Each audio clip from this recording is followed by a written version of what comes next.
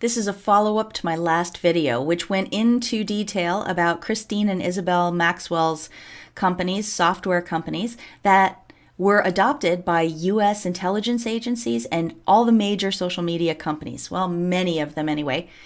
Here's the graphic that I left you with at the end. Robert Maxwell, suspected triple agent, and his daughters, Isabel and Christine Maxwell.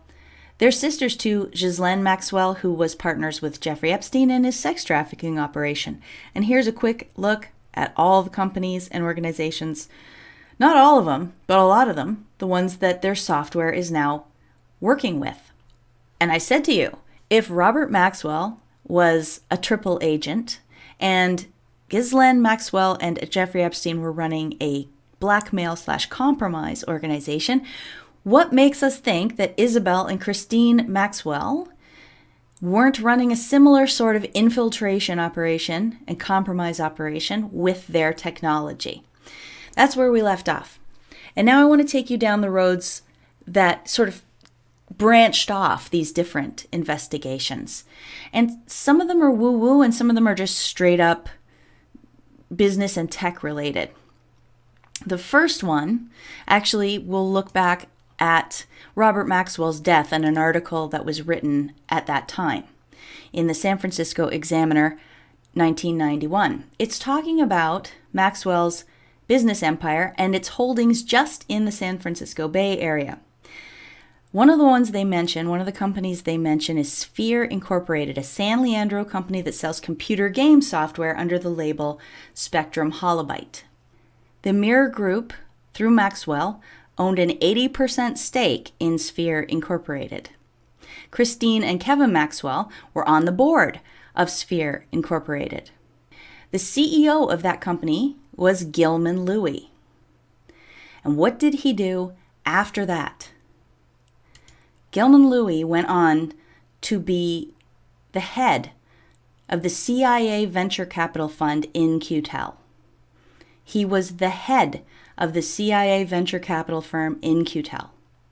And he had a very direct, close, and intimate relationship with Robert Maxwell, Kevin Maxwell, and Christine Maxwell. In-Q-Tel and the CIA, they worked together because the CIA wanted to develop technological tools, and it needed someone with expertise. It hired Gilman Louie. I wonder why. I wonder what strings got pulled there. And then Gilman Louie would oversee all kinds of projects, such as, let's look at this.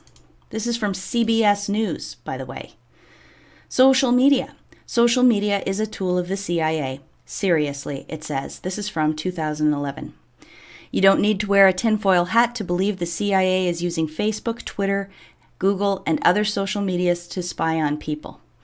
They say that the CIA was publishing a helpful list of press releases on all the social media ventures it sponsors via its technology investment arm, In-Q-Tel. So that's boom number one. Gilman Louie, 80% owned by the Maxwells, and had Christine and Kevin sitting on his board of directors right before he started as head of the CIA's venture capital firm In-Q-Tel. What's next? Isabel Maxwell ran ComTouch, which became Siren, and her software got into all of these things. I was looking up SEC filings about this, and I ran across this one. CrowdStrike Holdings. You might know CrowdStrike because it has a big role in Spygate, in Russiagate, particularly with regards to the DNC hack. So this relates to Seth Rich. This relates to Debbie Wasserman Schultz and possibly the Awan brothers. There's people out there that cover both In-Q-Tel and CrowdStrike extensively. I'm not going to get into the background here. I just want to show you the one thing I found. It lists Carrie J. Davis as a director of CrowdStrike.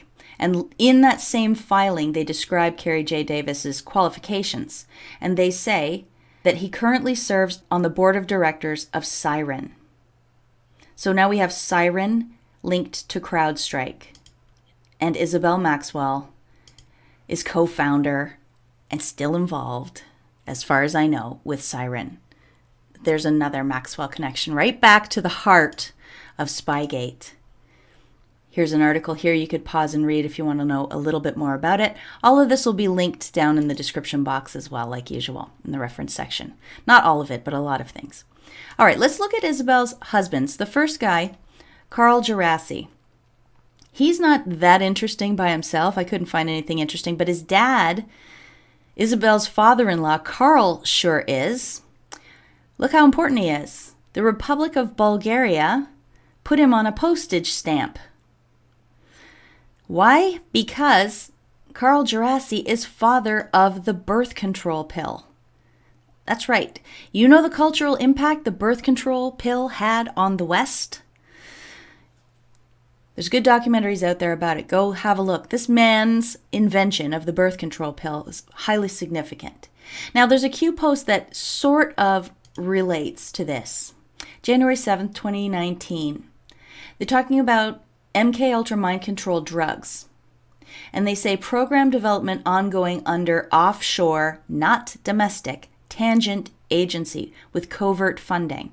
Experimented on animals and then humans. Humans in 1988. And he goes on to talk about it. Fiction, the hole is deep, he says. Well, when you look at the development of the birth control pill, you find the same exact pattern. It was produced by a company called Syntec. Where? In Mexico City. They talk about having to go down there and groom Mexican scientists to work with them in their lab. And there's a whole big other side story to this too that involves some random banker making a huge bet on Syntec as it was going to go belly up. And then boom, they invent the birth control pill. Gerasi went on afterwards to become a professor of chemistry at Stanford, and he served as president of Syntex in Palo Alto. You know what other doctor went down to Mexico to learn his skills? Nancy Salzman's husband. He went to Guadalajara, Mexico. I covered that in an earlier video about Nexium. Carl Gerasi was also a member of Edge.org. This is John Brockman's foundation, where he brings together the brightest minds in the world. He has an annual billionaires dinner where Google's Larry Page and Sergey Brin go. Ann Wojcicki from YouTube goes there. Amazon's Jeff Bezos goes there. I could go on for 15 minutes naming the people that go there. Edge.org, go look it up yourself. He's got all kinds of photographs there. Some other luminaries from Edge.org include Marina Abramovic, Jerry Adler from Newsweek, Paul Allen from Microsoft. The list is long. This is a very significant organization worthy of a video on its own, which I probably will do at some point. But we're going to leave Carl Gerasi, and we're going to go to Isabel's next husband, David Hayden. There's not really much to say about David Hayden, except that he went on, after they got divorced, to make a competing email system to ComTouch. He was poor for a while, not poor, I'm sure, but he didn't make any money for a long time. Then all of a sudden something caught fire and Critical Path got some funding and he lived high off the hog, going so far as to, this is an interesting little bit, together with the television producer Norman Lear, he bought an original copy of the Declaration of Independence and he was invited to the White House. He ended up bankrupt again. That article is talking about how he was currently in the process of selling his furniture. We'll leave him there. We'll go to Isabel's next husband, a guy called Al Seckel. Al Seckel is also a member of the Edge.org. He was a visual illusionist, apparently. This is him giving a TED Talk in 2007. Al Seckel was interviewed by Jeffrey Epstein in 2010. This is a very long interview, and he goes on and on about his theories about physics and the nature of reality. But this is where it gets a little bit more interesting. In this Daily Beast article from August 2019, they say, Isabel followed the family tradition of going bankrupt in 2015 despite having been a multimillionaire. That move may have been related to the untimely demise at age 56 of her third husband, the infamous con man, now they call him, Al Seckel. But the interesting part is that in that Daily Beast article, they discuss how they tried to confirm that Al Seckel really died, and they couldn't. This is what it says. A paid obituary was published on Legacy.com, supposedly after appearing in the San Gabriel Valley Tribune, but it does not appear on the paper's website. And they talk about how they dug around and they couldn't find any other actual evidence of Seckel having died. And then it occurred to me, okay, this is very handy, isn't it? If you own Legacy.com, you can fake people's deaths all over the place. And for some reason, remember in one of the recent shootings, there was, they showed a picture of, I think it was the San Antonio shooter. I'm sorry if I'm getting that wrong. But they showed two different pictures. They showed pictures of two different guys. And then when people looked up the one guy, they found an obituary for him from 2014 or something. Do you remember that? And then we went back to look for that obituary, and it had been scrubbed. So it raised everybody's suspicions, what's really going on here? All right, what's next? In this article from 1999, it talks about Isabel's childhood and all the people her dad knew and the people that might be at her house when she gets home from school. One of them is Professor Murray Gell-Mann, who was awarded the Nobel Prize in Physics, blah, blah, blah. He's an interesting guy. Here he is as a member of edge.org, and it says that he started the Santa Fe Institute. He's a founder of the Santa Fe Institute from back in 1984. Here we see that Gell-Mann also spent several periods at CERN. CERN, the big, large hadron collider in Switzerland or Sweden. Switzerland? Can't remember where it is right now. But a lot of people wonder what really goes on at CERN. It's kind of a sketchy, crazy place. And the Santa Fe Institute, look at their symbol. Kind of has a Nazi vibe to me. They give a little description of what it is here. Here's some of the types of projects that they work on. Efforts to create artificial life, chaos theory, genetic algorithms, econophysics, systems biology, evolution of human languages. All this kind of merging of man and machine. It's called technocracy. It's called cybernetics as well. So that's what the Santa Fe Institute is. And it's, whatever, you're allowed to look into these things. But the part that's really strange is that they partner with the U.S. Department of Energy on various studies. And you see here that they were interested in mutation, genetics, and evolution at the U.S. Department of Energy. When I think of Department of Energy, I'm thinking of oil and gas, fracking, dams, hydroelectric power, nuclear energy, that sort of thing. Why are they looking at genetics and human language and chaos theory and synthetic biology? Why are they looking at that kind of thing? Also, here are the authors of that paper. Murray Gell-Mann, Christine Maxwell. There she is again. They're like ghosts. They appear in all of these places.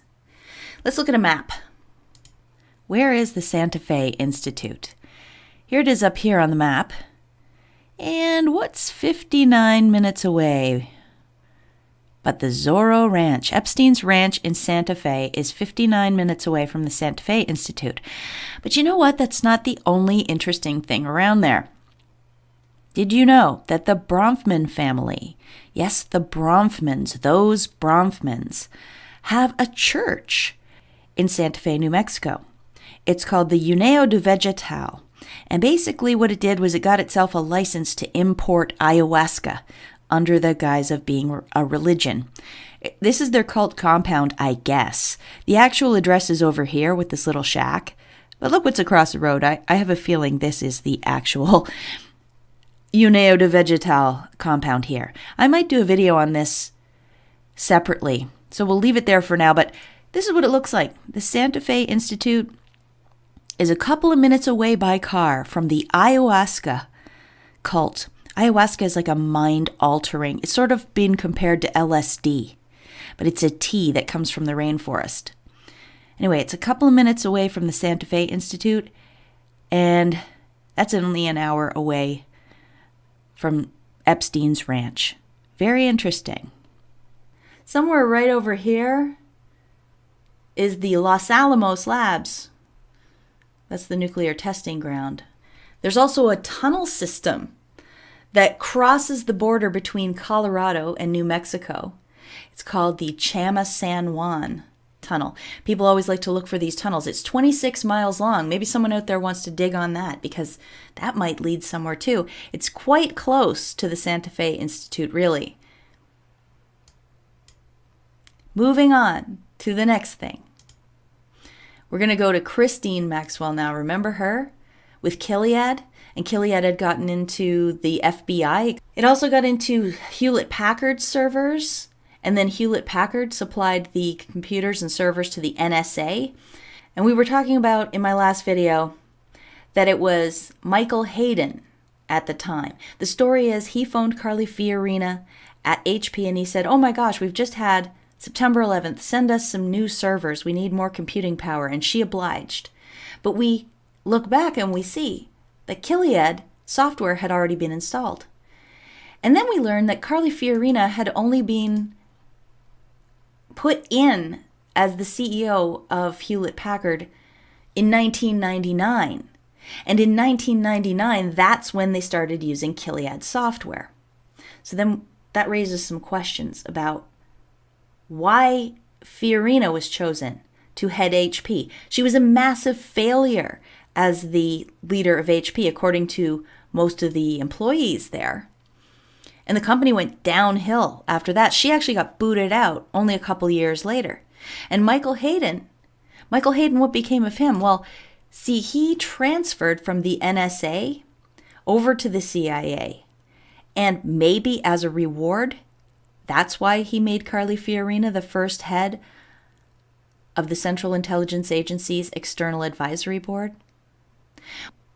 So I'm going to argue that they wanted Carly Fiorina in there so that they would have a friendly CEO who would agree to put Gilead software in the servers. And then I look into that. Is that possible? I see this article from Vicky Ward from 2002, and she says, Fiorina would perhaps not have been considered for the job had it not been for her appearance in 1998 on the cover of Fortune as #1 on the list of world's top women in business. Until that moment, there'd only been one story written about her in Investor's Business Daily. Weird. Out of the blue, somebody at Fortune puts Carly Fiorina, a totally unknown quantity, on the cover of Fortune magazine. And then that cover brings Carly Fiorina to the attention of somebody at Hewlett-Packard who says, hey, let's nominate her to be CEO. And most of the board, by the way, at HP apparently didn't want her, but she got pushed through anyway. So it's like, if this one important article hadn't have been written, would she even have been in that position? Who was editor at Fortune magazine at the time that decision was made to put Carly Fiorina on the cover? It was a guy called Marshall Loeb.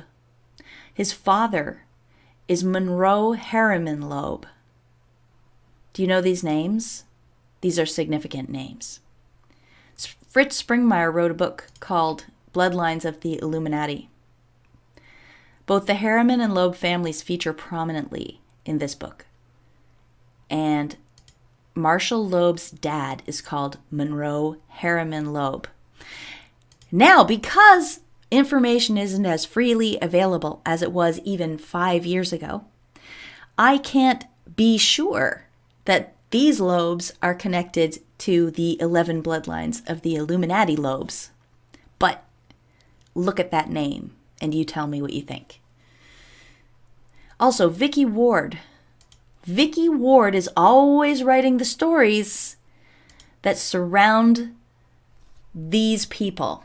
Vicky Ward is the journalist who brought us the first long-form expose of Jeffrey Epstein back in 2003. And then just recently, she said, remember, I tried to warn you about Jeffrey Epstein back in 2003. But what didn't she write in that article in 2003? She didn't write about the sexual allegations against him at all, even though she admits she had several people coming to her with good evidence, she says. And she wanted to put the stories in. That's her story now. That's her story now. She says she tried to warn everybody. It wasn't her fault. She wanted to put the stories in to Vanity Fair, but she didn't because of her editor. If it were true that Vicky Ward really was on the side of the little guy at that time, and she believed these women who were coming forward and making these allegations against Jeffrey and Ghislaine, then would we have these pictures today? This is from May 2009. This is Vicky Ward with Ghislaine Maxwell.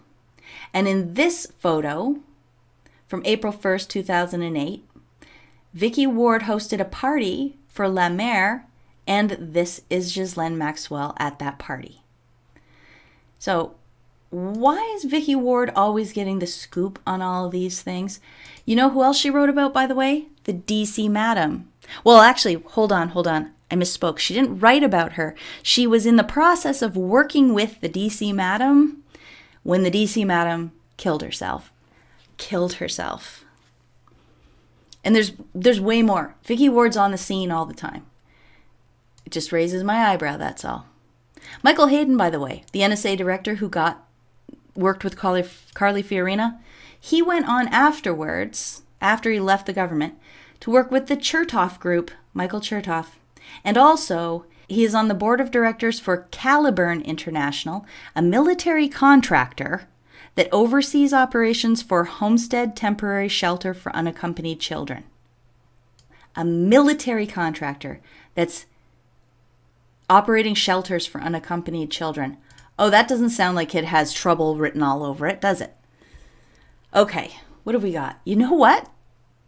This has gotten so long already, and I haven't even gotten into Christine Maxwell's husband and her father-in-law and the unbelievable connections there. What we'll start with is we'll look back at this article from 1991 after Robert Maxwell first died and they were reviewing his holdings in the Bay Area. Just for interest's sake, I'll tell you what they are.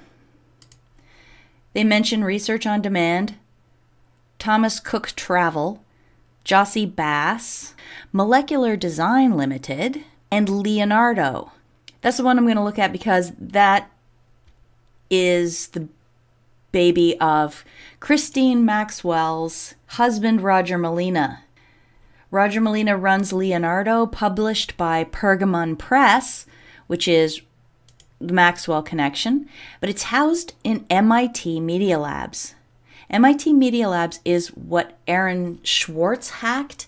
Do you remember Aaron Swartz, a young hacker? He was involved with Reddit somehow, and they threw the book at him. He went into a server closet at MIT, he downloaded a bunch of stuff or something, and they caught him on the videotape, and then they prosecuted him viciously. And the joke of it was, the stuff that he hacked, allegedly, was with these publications that were just sitting on MIT Media Labs' servers, but they didn't belong to them in the first place.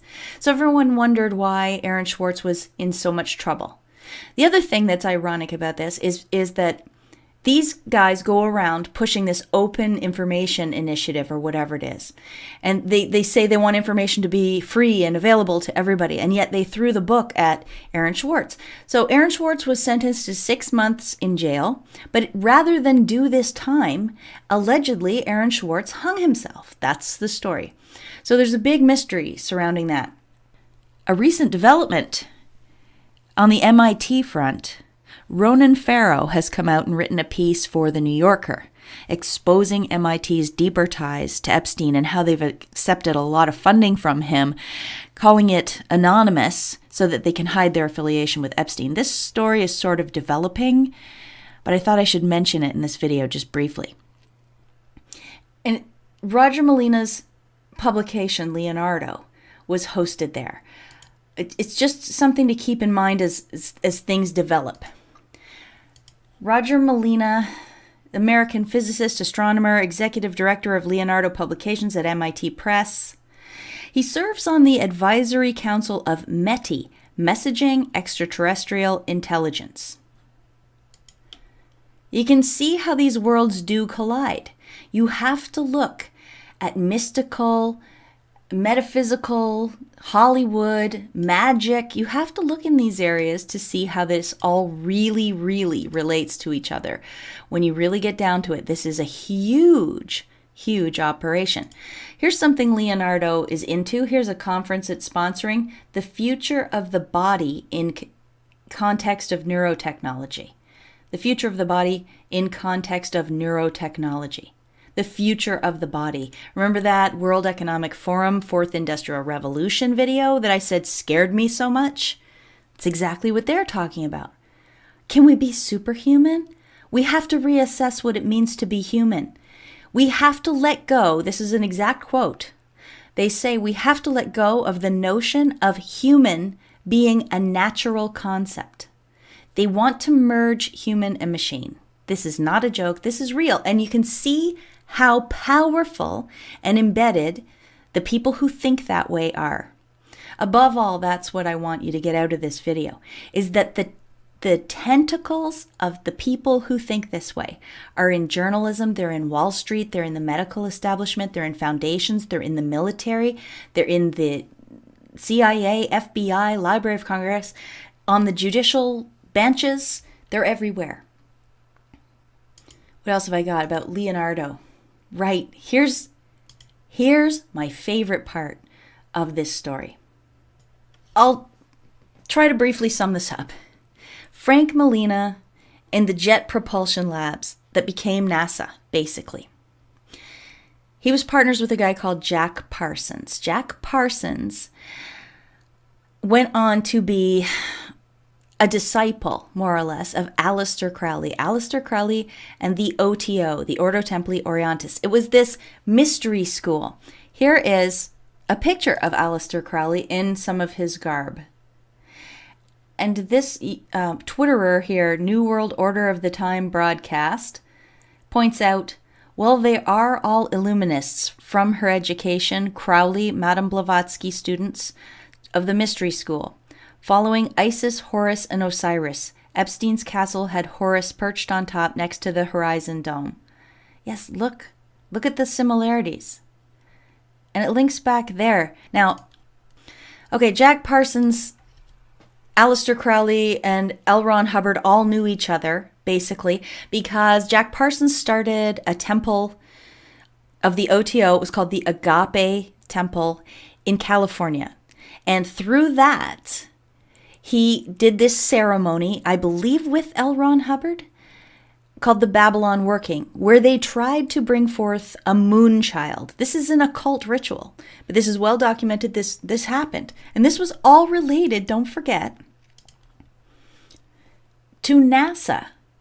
Roger Molina's dad was partners with Frank Molina, who was partners with Jack Parsons, who was into all of this stuff. Frank Molina was suspected of being a communist, and the FBI was on his tail, and he left the United States and went to France, by the way. That's what happened to him. But this story here, Leonardo's Strange Angel, behind the scenes with Jack Parsons and Frank Molina. The not-so-well-known story of Leonardo's founder, Frank Molina, and Strange Angel, Jack Parsons. This story is about what I just told you about Babylon Working and the connections to Crowley. But it has an extra piece that I don't know if a lot of people know about. This filmmaker that was going to make this documentary or TV series called Strange Angel, he was doing his research and he went to Paris because one of the characters' mothers is from Paris. And it says, amongst personal correspondence and scientific papers lay a neatly typewritten story written by Molina and Parsons. It was dated 1937, and scrawled on the front page were the words MGM Project. At that time, Molina was working as an assistant in the Caltech wind tunnel for pennies an hour, while Parsons had a part-time job at an explosives company. Their pitiful salaries provided all the funding for their rocketry research, and they had spent hours scouring scrapyards and rubbish dumps for odds and ends they could use in their experiments. The MGM project was a Hail Mary attempt to garner movie money to finance their scientific dream. The story itself is a garish mix of science fiction and social justice with a dash of occult weirdness thrown in. Laced with the politics of the day, it tells the tale of a bunch of charismatic young men devoted to designing and building rockets. To call it a roman à clef does not quite do it justice, for while it transparently traces the young rocketeers' scientific struggles and wistful hopes, it also eerily foretells their futures. This is where it gets super, super weird. Pay attention. My mind was blown by this. Set in the Institute, a scientific establishment not unlike Caltech, the story's hero is Franklin Hamilton, a genius physicist and rocket scientist whose black, closely cut, slightly curly hair and good-looking, sharply chiseled face make him a dead ringer for Parsons himself. Thomas Elwood, a union organizer, lover of classical music, and man with social conscience, is the clear doppelganger of Melina. As in real life, the scientists' greatest problem is a lack of financial backing, and their rocket tests often end in explosions, as did those of Melina and Parsons. But while their real-life work was almost universally ignored, in their fictional world, it's being spied upon by powerful, shadowy forces. Part thriller and part socialist manifesto, the story dashes headlong into espionage, murder, and all the intricacies of organized labor. Real life and fictional life diverge when Hamilton and Elwood receive a donation of $100,000 from a wealthy aircraft manufacturer, only to find the manufacturer plans to sell their rocket plans to the Nazis. Well, I don't know if fiction and real life diverge, because Jack Parsons did work for Howard Hughes for a while. And Howard Hughes, as you know, ended up a recluse, paranoid, and allegedly it ended up that he hated Jack Parsons. They became mortal enemies. So this part, the donation of $100,000 from a wealthy aircraft manufacturer, could be Howard Hughes. During World War II, the company designed and built several prototype aircrafts at Hughes Airport. These included the famous Hughes H-4 Hercules, and they detail the other things that were built there. Howard Hughes was a wealthy aircraft manufacturer who Jack Parsons worked with. You're telling me they wrote this screenplay in 1937. Supposedly they wrote this story in 1937. And they foretold exactly what happened in their lives. Well before rockets were even a thing, by the way. Before the Nazis even started with rockets, by the way. Okay, it continues. Parsons and Melina worked on the story every Monday night for at least a year before sending it to NGM. But perhaps unsurprisingly, its mix of earnest social realism and the hardcore scientific speculation failed to pique the studio's interest. Nevertheless, the story proved to be a strangely prophetic piece of work. In the story, Elwood is pilloried for his, quote, un-American beliefs, and Melina would be later in his life, causing him to leave the United States and relocate to France after the war. True. Similarly, a character in the story with strong occult interests is killed in an explosion, just as Parsons would be in 1952. Perhaps most surprising of all was the young rocketeer's story foresaw the Nazis' obsession with rockets long before the popular press or indeed the U.S. government did. Unbelievable. You see what's happening here? What does Q always say? You are watching a movie. You are watching a scripted movie. How far back did this movie start? How could it be that they were working for pennies a day doing unrelated things? Parsons sounds, if you look at his background, he just sounds like a nut. He didn't have education. They're calling him a genius, but really he just liked to blow things up, basically. How could it be that a guy like that and his friend Frank Melina wrote this whole story of how this whole thing actually would end up going for the next 20 years in 1937? You tell me. You tell me. Were Melina and Parsons actors in a real script? I can think, it's possible. It's all an illusion. What was Aleister Crowley's big thing? Magic. What is magic? Magic is con artistry with flair. Magic is changing reality by changing the perceptions of the people around you. Here's a mind blower.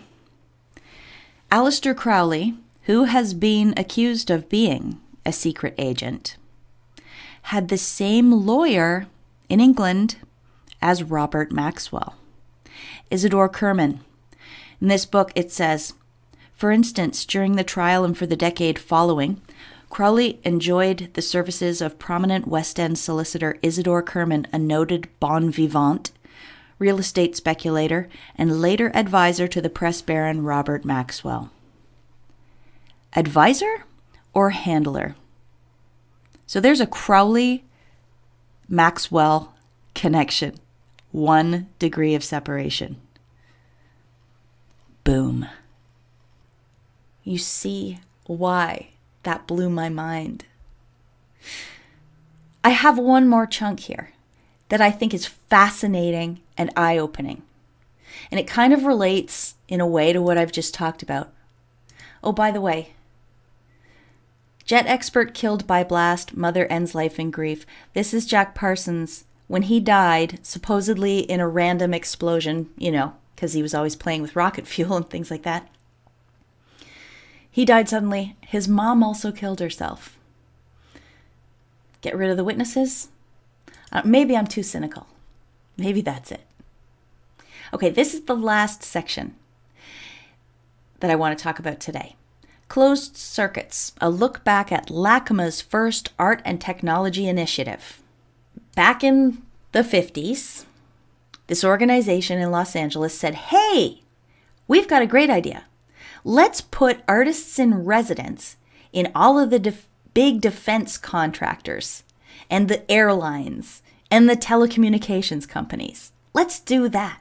And for some reason, a lot of them went along with it. Look at how many people were involved. And this is not even a complete list, by the way. American Standard, Pan Am, Los Angeles Times, RCA, Rand Corporation, Lockheed, Hall Special Systems, Universal Studios. This looks like a nuclear, ICN, Hewlett Packard, Bank of America, Ford, IBM, GE, and all kinds more. All kinds more. 20th Century Fox, Hudson Institute. I don't know what some of those companies even are at this point, but we know they targeted the biggest corporations. Those are like the foundations of the U.S. I don't see any oil companies in there, though, by the way, mind you. A short description of it.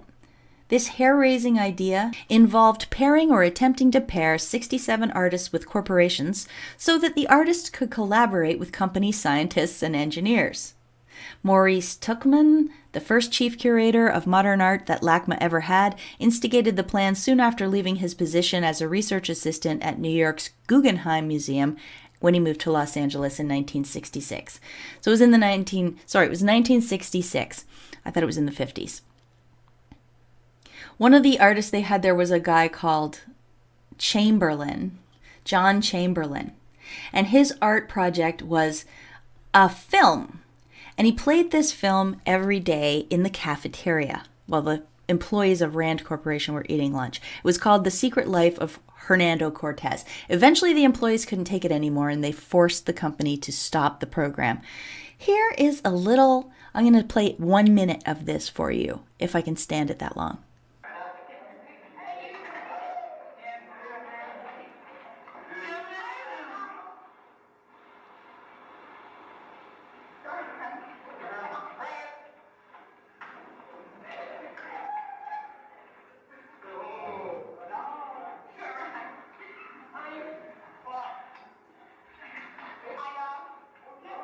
Terrible. One wonders what the real purpose of this was. Like, in my opinion, putting artists in there you could be putting spies into all of these organizations. And then they can be doing all this weird stuff and nobody questions them because they're artists, and artists are just like that, right? And all of these corporations and more participated. In this little blurb about it, it says the original AT&T program presented an opportunity to incorporate new procedures and materials into their work. The participating companies such as Kaiser Steel, IBM, Hewlett Packard, Rand, Lockheed, had more pragmatic motives for participating. Some wanted good press or to promote a certain project, while others were socially connected with Marilyn Chandler, the wife of powerful Los Angeles Times publisher Otis Chandler, and a major booster of the program. Chandler,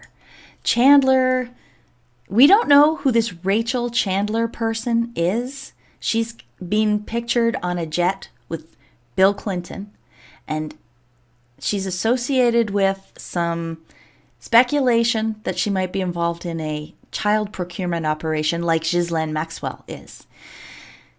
Nobody knows where Rachel Chandler comes from, but she comes from money because she married Tom Guinness, the heir to the Guinness fortune, right? Chandler, she's from California. There's speculation that these people, Mrs. Otis Chandler, it's speculated that Rachel Chandler is related to them. And if they were the ones involved in this getting artists into major corporations initiative, then you can see that the connections there. You can see how it's a similar theme again. And listen to this little blurb. From the time Mrs. Otis Chandler, the philanthropist whose husband owned the Los Angeles Times, provided the initial financial backing in 1967 to when the original art and technology exhibition opened at the museum in 1971, the Chicago Democratic National Convention riots, the My Lai massacre, the Kent State shootings, and the assassinations of Martin Luther King Jr. and Robert Kennedy had all happened. That was an insane period of political and social unrest, violence. And that's during the time period of that project. Now consider this. LACMA announced a revival of the Art and Technology program in December 2013. So they're doing it again. They started in 2014. Has politics gotten more or less stable since that? I don't like they're doing it again. Why are they doing this again? It reminds me of these Q posts, especially the part about the screenplay that Frank Molina and Jack Parsons wrote in 1937. Q posts, "People kill people. You are watching a movie. They want you weak, slave, sheep, distraction." January 4th, 2018, Q posts, "What makes a movie good? Great actors?" June 11th, 2018, Q posts in reference to pictures he posted in the previous drop. But the last line is, "You are watching a scripted movie."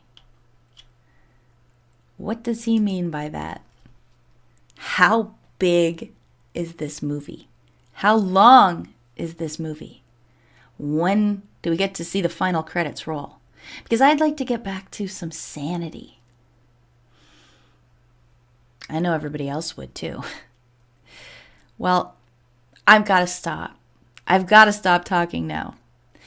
If you liked this whirlwind tour of some of the tentacles that relate to Isabel and Christine Maxwell's involvement in the tech industry, their husbands, In-Q-Tel and Gilman Louie, the CrowdStrike implications, the weird movie that was written 10 years at least before the rocket program began that foretold the whole lives of Frank Molina and Jack Parsons, Aleister Crowley connections.